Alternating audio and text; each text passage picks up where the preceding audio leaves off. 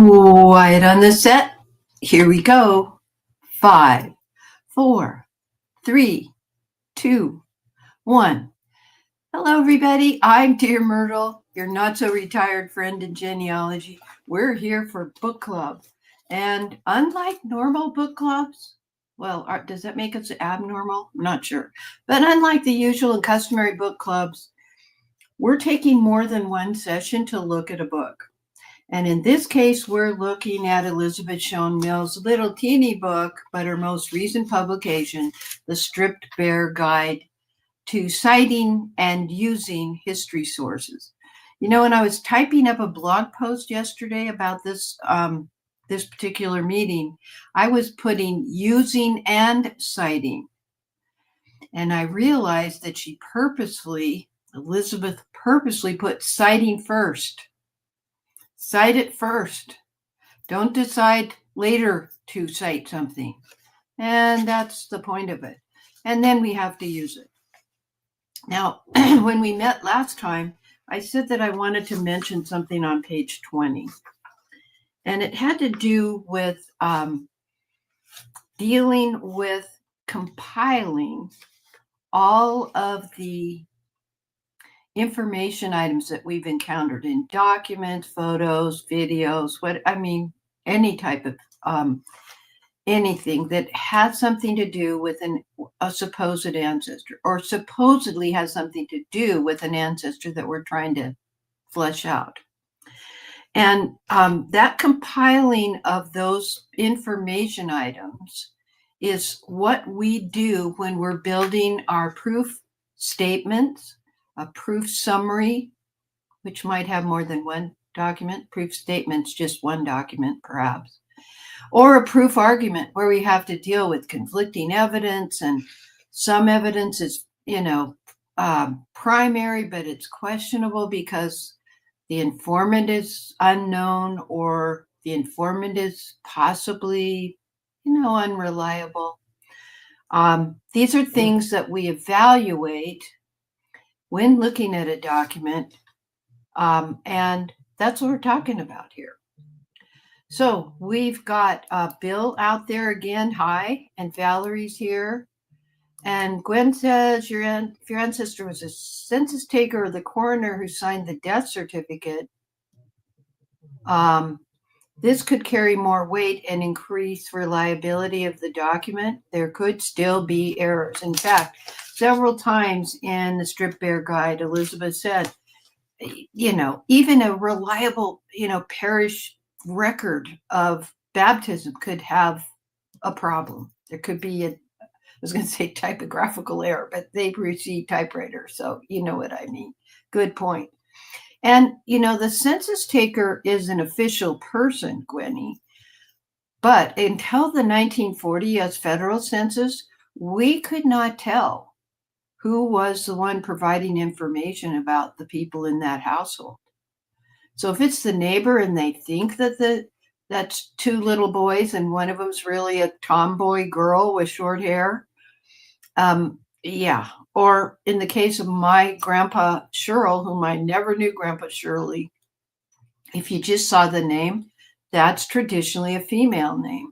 So the census taker could have been talking to a neighbor saying, and the neighbor says, yeah, they have a kid named Glenn, my dad, and a kid named Shirley, or, the dad's name is Shirley, whatever. You get my point. I'm not doing well on my analogy there. Yeah, exactly. Betty Lou says that would be the record. The census recorder can only record what he or she is told. Well, this is a highly unusual case, Gwenny, that you're talking about, where the census taker is the sibling of your ancestor. And that's exactly why when we're looking at a document, your take on that census record is different because you know who the enumerator is. And that comes out in your proof argument. That comes out in what you write up, the narrative that you write up, and cite that as, information on the sibling's name and birth date or something like that. Okay. Yeah, frozen Minnesota, Valerie. I hear you. Let's see. I love the interaction. Thank you. And it's good to see Bobby out there and Kathleen and um, Betsy. Yeah, all so good. So I'm here by myself again. You know, when you have 100-year, or they now call it the 200-year event of having so many floods in our counties here in Western Washington, you tend to get lost. And I did not follow through in getting additional panelists. So your interaction really helps a lot. So in the compiling of our information items, I mentioned the dining room table on Mondays with Myrt. I used to put things in piles. Let's say I was just working on what was my grandmother Frances's actual birth date. I have the photocopy, which is what I was using then, of the Bible record. I have the census record. I have the application for the marriage. What could be suspect about that application for marriage license where she indicates her birth, her birth date? She married twice, and they're both a different birth year. What do you think about that? Type an answer for me. We'll pull that up as soon as you get a chance to type. One of the things also in this chapter from last time we met, I want to talk about this concept. I'm on page 22 in the book where she says mature researchers, both genealogists, like professionals, and practicing historians are held to higher standards than the average Joe. Well, she didn't say average Joe. If sound evidence does not exist to accept or reject the hypothesis of that birth year for my grandmother, we are expected to simply delay a decision until that sound evidence is found. Okay. Kathleen says, it drives me crazy when nothing is easy. And Betty Lou says, was she trying to appear younger or older for some reason? So in the first marriage, she basically left her father's house without a farewell greeting. That's the entrance, or the what was entered into the family Bible by the wicked stepmother. My grandmother never loved her stepmother, whereas I totally loved mine. She was wonderful. But anyway, so she wanted to appear older when she eloped. So she didn't have to have her father's permission. And then she wanted to appear younger when she married our wonderful step grandpa. He's our grandpa that my children knew. My grandpa. Mike McDonald was 3 years younger than she was, and she was always mortified by that. And those of you who followed me know that particular case study. And so, yes, she was too young to marry in the first time. Fibbing about her age, not wanting her husband to know. Yep, Valerie. Yeah, so in that whole thing of not needing to have parental approval. I think she did what a lot of young women do to escape the family dynamics.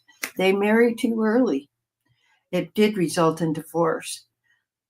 So I did enter the date from the family Bible because I figured that was theoretically pretty reliable. Her mother, I recognized the handwriting of her mother as having been the one who entered that on the birth page, the middle pages in the family Bible. But if I didn't have that, it's unusual that I got the family Bible rather than my mother. My step grandpa, Mike, saw that I got some pretty precious things. I got a photo album, antique photo album, and I got that family Bible. He did not let my mother have it. Interesting dynamics there. But I digress. But the most definitive answer came when Iowa, that didn't keep birth records very early, came out with delayed birth certificates, and it was the female physician who obviously looked at her records in the late 1930s and swore out an affidavit on that delayed birth certificate that indeed her birth year was 1903, not 1905 or 1906. Oh, anyway. Yes. So it's beginning genealogists, and most of you who are here are, I know, to be pretty experienced genealogists, but you are also the influencers of the newbies, whether it's somebody that you're coaching through a chat when you're in the same online meeting like this, or you might see them at a family history center or something like that. You have the ability to be patient and point out to them, we need, somebody said we need to have 3 documents to prove something. Well, all 3 of those could be wrong, or one of them could be right, or the least reliable looking one, a letter from a neighbor, could be the truth compared to the Bible entry. Who knows? That's why, and it isn't just a minimum of 3, is it, Valerie? Anyway, all right, I've got to get up to my pink sticky notes here because we're in the chapter where we're talking about the fundamentals of documentation. And when you cite the marriage document, include a discursive note at the end of the citation to explain your critical thinking, analysis, or general information. Yes, you can do that. If you're writing the narrative, you're just citing the marriage document with the footnote, but your thinking is up above. Somewhere in this chapter, Elizabeth points out that if we use Microsoft Word, and that's what we share with somebody, they can adapt that, they can edit it, and the footnotes get lost out of context. And maybe they only copy this and not that, regarding that birth year, for instance.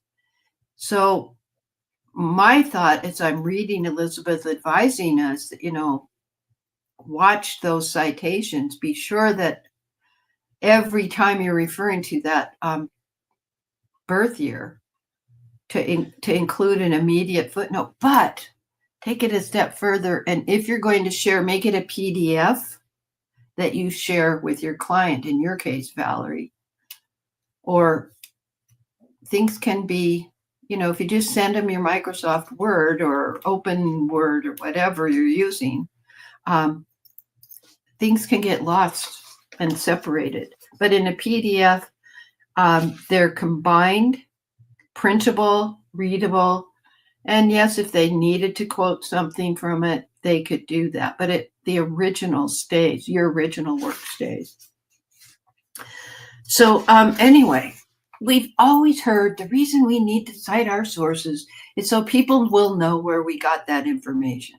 That is something on the very first page of this chapter, Fundamentals of Documentation, that Elizabeth refers to and says, not really. We identify our sources, their strengths and their weaknesses, M-, so we can reach the most reliable conclusions. We document our work to help ourselves. Now, I know from Dr. Jones, Thomas W. Jones, Mastering Genealogical Proof and Mastering Genealogical Documentation, that he doesn't use a genealogy program. For a while, he'd been using InDesign, which is basically, you could use it to do a newspaper layout, stuff like that, but it's a kind of a word processor that we're typing our thinking. We're codifying our thinking when we analyze that document. We cite it first, then we use it by analyzing all the components of it and the reliability of that informant, the motivation of the informant. And that is in narrative or paragraph format with the endnote or footnotes. I prefer footnotes because then if you come in, you add another paragraph, everything gets moved over. I don't have to worry because the citation will appear on the page where I've done that thinking. And in doing that kind of work, Dr. Jones, and I think Elizabeth does the same thing. I'm not sure. I have seen her research reports to herself where it's in narrative format with her own letterhead and to ESM file number, whatever. That's the addressee. Where they will use that paragraph format to think things through. Have you noticed if you talk with someone about your supposition, your hypothesis of a birth year, for instance, and then you talk about different documents and the census record said this, but I don't know who informed that, that it's like solidifying it in your mind. But when you're doing the actual research and you have just the census record in front of you, you're analyzing that census record and not yet correlating it to the other documents, the Bible records, etc., that you found. And where do you do that?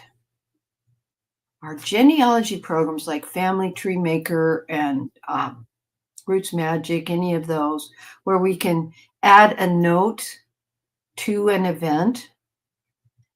It's relative to the document that you're dealing with, but having a Word document where you pull it all together with all those documents, like by the death record, it says that the person's died at 89 years of age, and you do the math, and that it looks like it really was 1903, not 1906 that she was born. All of that needs to come together in one place, and that's the advantage of using a word processing program. Problem is over-reliance on one type of documents like census records, which are and exclude others. So Gwen, you're more experienced. And beginning genealogists look at things. Remember, DearMYRTLE focuses on beginners. And so you're a standard bearer and a mentor to others because they look at the tombstone, the beginner does. They look at the little snipped obituary with no notation of which newspaper or anything like that. They look at the funeral card and they put the death date in their program and they're done. Whereas you look at other things like the probate packet, the will, the deeds. I have to do that mini Myrt on the quitclaim deed. That is the second proof I've got that a person I know and suspected was the parent, but it was only, not the parent, but the wife of my ancestor. There's no marriage record yet. Again, it was Iowa. Wasn't required in the U.S. to keep public vital records till 1920. And then it took a while for some states and territories to come into compliance. But anyway, the good thing that you can say to our beginners is census records helps us to see where a person that is a potential ancestor or a document where we might be able to go find surviving documents from that locale that would have additional information so that we could distinguish this John Smith from that John Smith who lived at the same time and married somebody named Elizabeth. That's a conundrum for people, beginners especially, but you're more experienced and I applaud you with that. And we are patient with our beginners, our newbies, aren't we? Betty Lou says, sometimes you only need one source if it's an original made at the time of the event. And sometimes that's all we have. Sometimes that's all we have. Especially if it's an original made by some official, government or ecclesiastical, I would say. Valerie says, yes, always do PDF no matter who I'm giving the document to. I even make my software family group sheet into a PDF. Bravo, lady. That's the way. Yeah. Online site can change a PDF. Yes, we do know, Donna, that, and hi, by the way, haven't seen your name for a while. Sometimes the things scroll by so fast on Mondays with Myrt, etc. But, and we hang out on Friday evenings when there is game night, unless grandchildren come to visit our host, Mike. Yeah, we know that I use Adobe Acrobat Pro. I subscribe to Adobe, so I can use anything I want to tear apart anything and take out segments and have it export to an Excel worksheet or Word document. You're right. But the average client or person we're sending this to in our family or distant cousin, on the face of it, they need a PDF to put a barrier. So this is your thinking. Here it is on a silver platter. Boy, do I wish that you and Valerie and others would had my family tree. Yeah, and put it back, can put it back to a PDF. You're right about that too. You know, who the real author is, it's hard to tell sometimes. Yeah. All right. Let me get a little farther into this chapter before our time is up. All right. She spends a lot of time with specific things to have to cite. So if in your narrative, you're talking about an ancestor who lived at the time of the Johnstown flood, which if somebody's doing research in that area, they pretty much have a historical timeline of what was happening in the area. The Johnstown flood is pretty much common knowledge for people that lived in that area or have been doing research in that area, which speaks to the point that, her point is you don't have to cite something about the Johnstown flood because it is common knowledge. If there's any question in your mind that your audience that you're writing for doesn't have that common knowledge, for instance, I have my nephew, Chris, he's actually a step nephew by my dad's fourth wife. She's the grandma to this guy. He married a gal from Iran or Persia when her grandparents left. And so she doesn't know about the Johnstown flood. We lived in Washington State when I was in elementary school, and we heard about the Johnstown flood.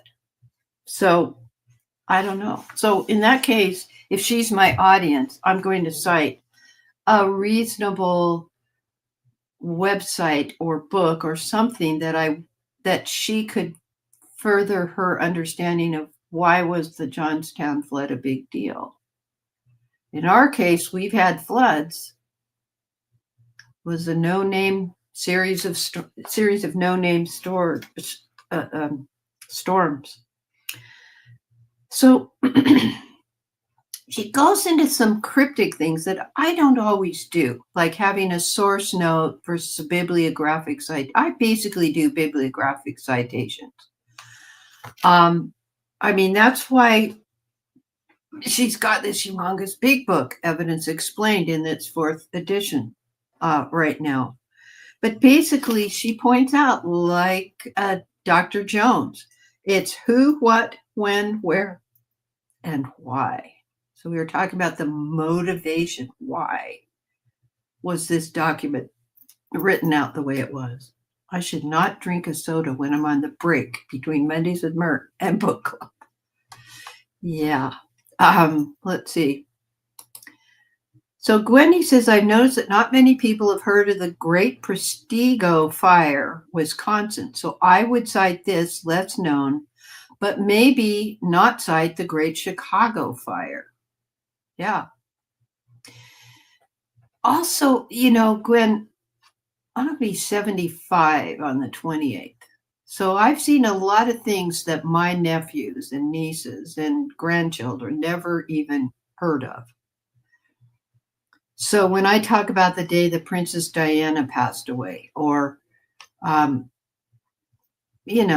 the funeral of JFK, President Kennedy, and what happened in Dallas and the grassy knoll. Grassy knoll doesn't mean anything to my grandchildren. And assassination of President Kennedy is just so far removed from their historical perspective. We have to think of our audience sometime, definitely. Okay. So Mr. Myrt and I come from completely different backgrounds. Our thing is we both love genealogy and history. He was in the military, so he uses acronyms all the time. And I say, what does that mean? Like I now know SOP means Standard Operating Procedures or something like that. I don't know. He uses things all the time. So Elizabeth talks about that to shorten our citations, you can use acronyms, but at the beginning of your manuscript or publication, you better give the key to what those acronyms are. That way, you're not wasting pages after page spelling out, the Genealogical Society of Utah, which is the microfilm she looked at, and that's who it was called at the time that microfilm was created, versus we now call it Family Search.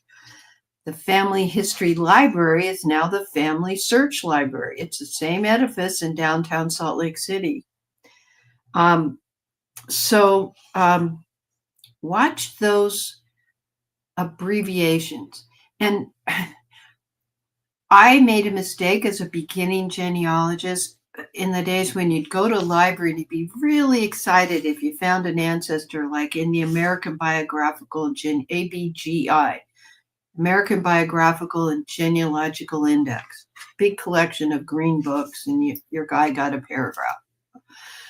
And I would take a picture of that page.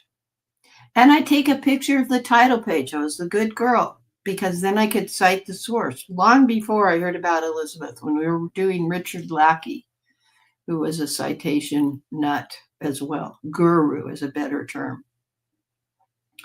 But what I failed to do was look at the introduction to find out how the names got in the AGBI. Since then, have learned. But in the beginning of a book, the foreword of a book, an author will tell you, well, you will see the listing of images, if there are in the book.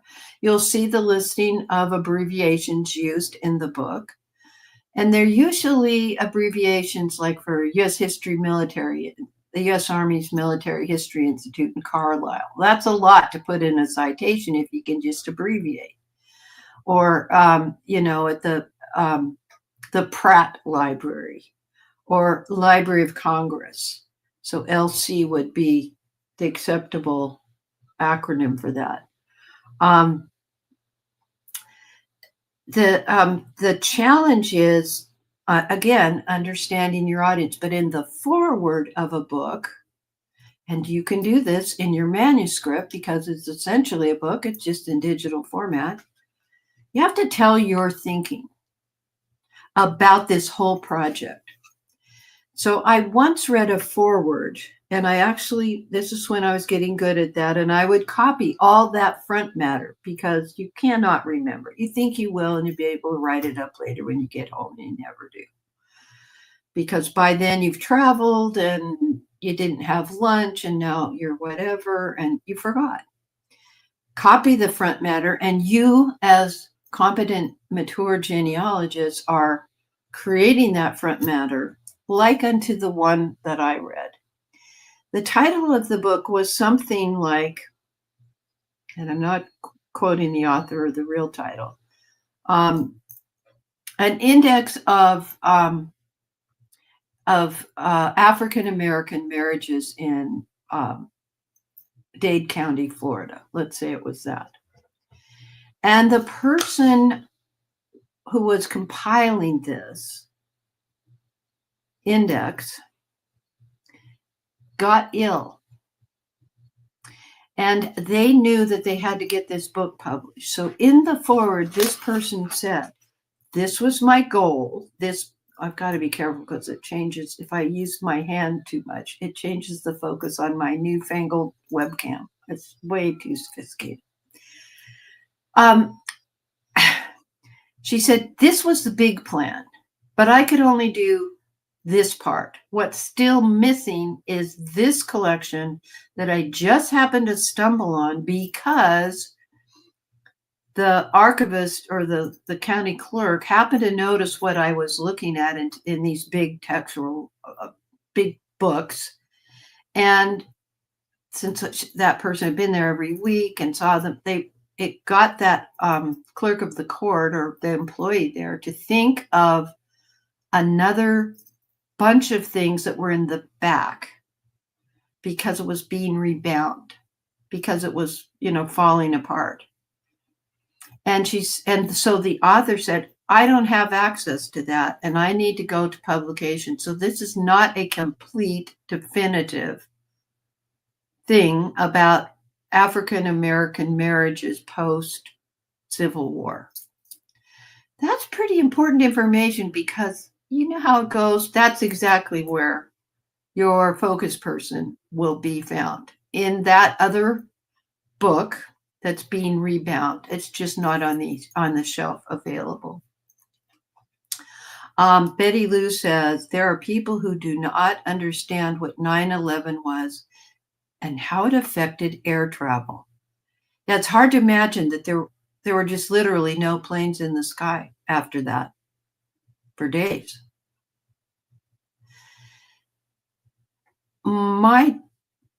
I asked my dad about Pearl Harbor Day. What happened on December 7th? Where was he and what was he doing? We had some interesting conversations.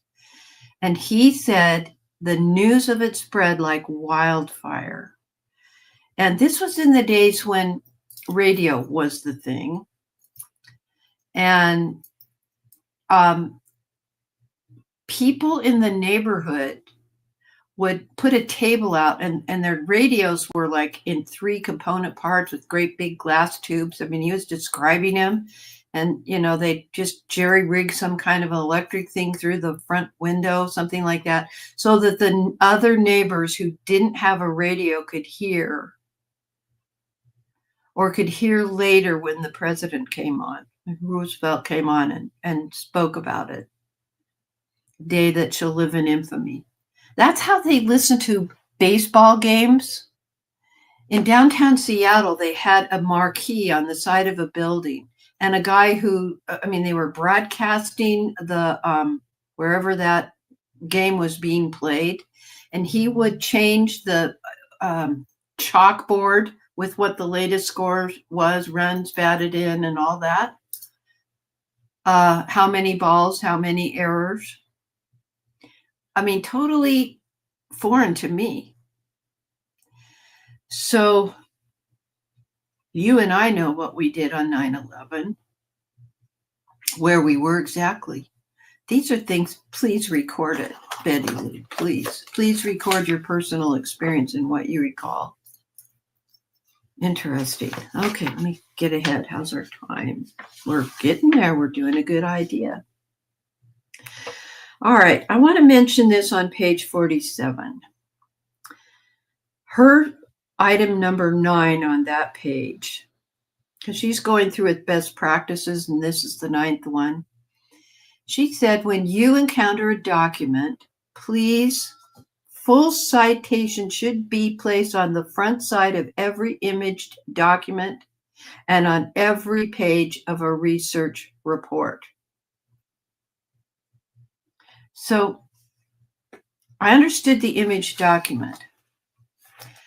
Is there anyone that hasn't seen me demonstrate how you can take a graphic, open it up in your photo editing software? I happen to use Snagit. And, oh, good, Betty Lou says she's recorded it. Good. One less thing to have to do. Do you know how to add a citation right there on the document? Not on the document, but I do mine underneath. She says on the side, whatever. Do you want me to demonstrate that? Let me know. It's basically a matter of, let me pull up a document. It's so that the citation, you know, we used to put the citations on the back or write something on the back of a printout. And we were, yes, so Betsy wants me to do, so I will. Let me get a good one. Maybe I'll find one I've already done. Got to get to Dropbox. We've got to pull up. There we go. It really is a very easy thing to do. And to keep it together. So genealogy data. We'll go to Goring. Well, this is how I did it in the olden days. Let me zoom in. Oh, nope, this is not the one I thought. We need the Bible entry. Well, of course, none of the ones I have a citation on it. Oh, I love it. All right, this is a plat map for Dallas. That's not what I want. Let me go up and get a picture here. I can't see a darn thing. So what I'm doing is I'm looking in my genealogy. Let me change the view to very large. Okay, here's what I've done. We're just looking at this where I have added the citation at the bottom. And let's zoom in there so you can see it. Well, this is my grandmother Frances's, delayed birth certificate. And all I did was open this in my software. Let me open it a different way. I'll show you what I did. Open with Snagit editor. Okay, here it is in my photo editing software. Not that one. Okay, where is it? Here we are. This is photo editing software, and you'll see that it has little handles and that I can pull this out and have space on the side, or in the case that I chose, space on the bottom by pulling out the handles. And this is just a handle. So it gives us more space. Then you could, let me pretend that I'll add this on here down below. Do you see that little box? The boxes are in the corner and on each side. It's so big. Okay, I'm going to make it bigger. Do you see my little arrow there? The double arrow? Okay, so now I have a really big space down there. Then I can go up above and add text. I can add a text box. And I can expand the size. We'll make it a certain color. This is a sample. Okay, so what did I do when I save it? It will keep that there if I were to save the document. In other words, I've already done the citation. I hope it's okay. Yeah, Iowa delayed birth certificate. That's the name of the collection. So Betty Lou, that's how I do it. This is the specific of its Frances Irene Goring's 1905 birth certificate. I forgot her date of birth.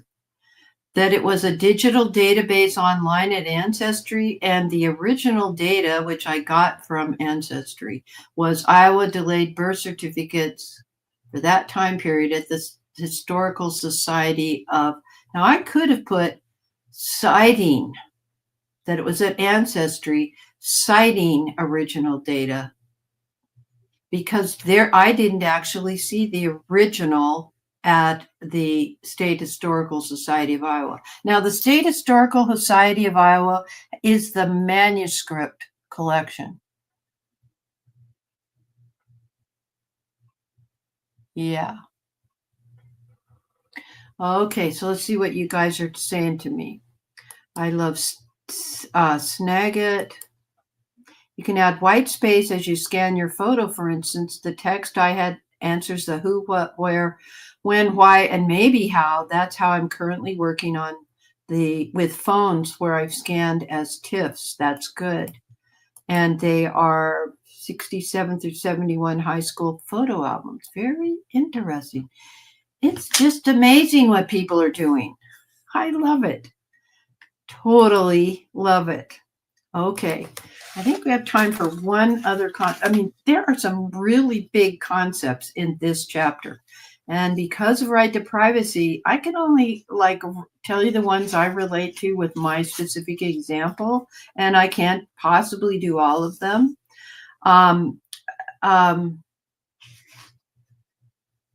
She does address the legality of quoting somebody else's work, like citing that, yeah, it's online at Ancestry, but the original data was in the Iowa Delayed Birth Certificate collection, the birth records collection. She says 3 words is the limit from another source without getting written permission. Okay, photos. I get it, Valerie. Thank you. Please read this.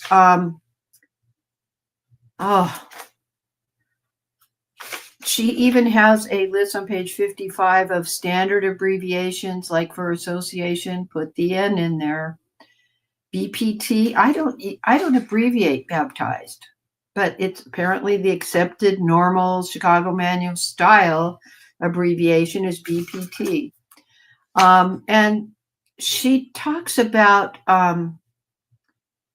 little stylistic things that may or may not be your focus at first run through on this chapter. To me, it's those anacronyms and spending the time in the crafting of the citation and possibly using discursive notes, as Valerie mentions, in the square brackets following the citation, the formal part of the citation, to get your point across. Like I would do this, I have my dad has a recording of his mother's best friend, her sister. And we always refer to her as Aunt Grace, but she's really Grand Aunt Grace because she's at the grandma level. My grandma Myrtle's sister, Grace, who was, at the time of the recording, was in her late 90s. She died when she was like 103, something like that. And she was blind. But my dad always said, and he wrote about having interviewed her. I finally found the cassette tape. I'm afraid to play it because I don't know if my player is too old. And should I send it off to Legacy Box or something? I think I will have them professionally capture that recording. But he said she was blind, but she was sharp as a tack. Her mind was still intact. As was her mother. Grandma Myrtle died of Lou Gehrig's, so she just shriveled down to nothing practically. So thankful we went to see her. Could barely travel. My first baby was 6 weeks old, but we managed it. She didn't even want to hold my daughter. It was her second grandchild, but the first one she ever saw. And she wrote on one of those magic slates. to communicate with us, where you lift the film up and it erases your letters, and underneath the film is that black waxy stuff. Her mind was sharp as a tack. Her wit was sharp as a tack. And it came across in her writing on the magic slate. But her body was failing. And what did I do? I just took my babe, my Tammy, mother of the little redheaded girl, who is just a tiny little thing, and put her right there in Grandma's lap. And I'm glad I did. Boy, why do I get so teary-eyed? I don't know. It was a good thing that I did that, because you could just see her beaming. My grandmother, Tammy, slept through the whole thing. Anyway, I don't know. Well, I hope that I think we had a pretty cool discussion today.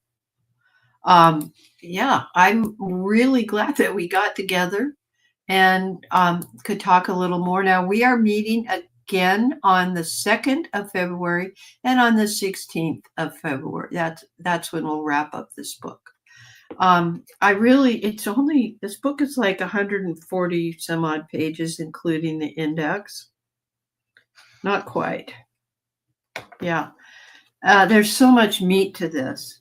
And as I said during Mondays with Myrt, I think this would be a really good idea for this to be in your local library in the genealogy department.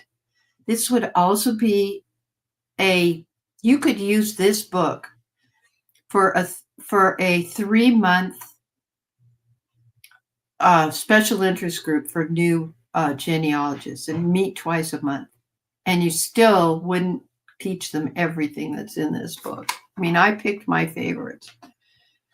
The anacronyms thing is a hilarious thing between me and Mr. Myrt, because he's an engineer and retired military, and so he thinks that way. And I'll say, what do you mean? I mean, and we always joke, because I had a liberal arts education, and yeah, he tries my patience. No. Anyway, I don't know about you, but I've had a good day talking with you all about genealogy. Thank you for coming. Thank you for your contributions and comments. So good to see you. Yeah, it's emotional for me. So you can imagine how many times I stop and shed a few tears while you're editing those photos. Yes.